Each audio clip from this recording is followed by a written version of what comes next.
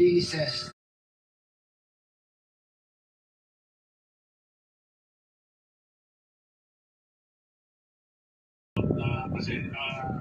You just go to Google and search emoji kitchen and press get cooking and you get that. You'll learn it.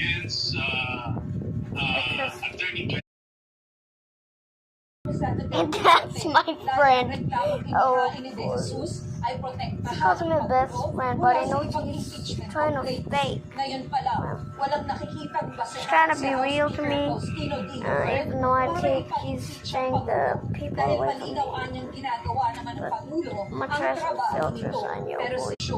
Okay, if I get purple, my mom loves me. Para sa GMA Integrated News, Tina Pangaliban Perez, nakatupa 24 oras.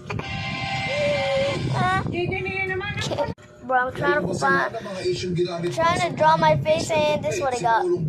Let's try it again. Itong mga issue po na ito ay matagal na po natin nasagot. Matagal na po natin ito na ipaliwanag. Ito ay walang basihan. Ang lahat po na nagiging trabaho ng Pangulo ay naaayon sa batas at naaayon sa konstitusyon. Kabilang sa batayan ng mga reklamo, ang aligasyong pinayagan ng Pangulo na makidnap umano si dating Pangulong Rodrigo Duterte. Ito ay sasabi ating case of first impression. So wala pa pong nag-desisyonan patungkol dito sa itong kaso. You guys know this already, right? Ang sitwasyon, kaya masasabi po natin na wala pa pong masiyan sa ngayon. Branch of the government will discharge its duties with honesty, integrity, and fidelity to the rule of law. Let's test my drawing skills. No copying if haters. So let's just... There you go! Pero hindi lang niya ibig sabihin na kaalyado siya ng mga Duterte. Let me try and put it on my face, okay?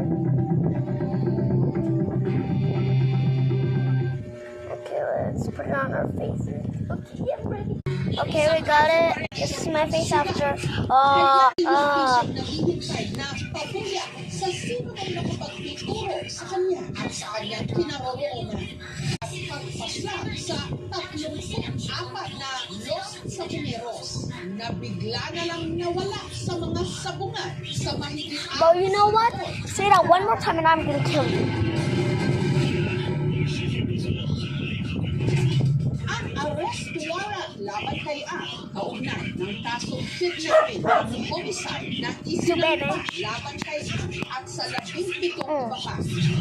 May warrant ng arresting inilabas sa korte para sa kasong kidnapping with serious illegal detention.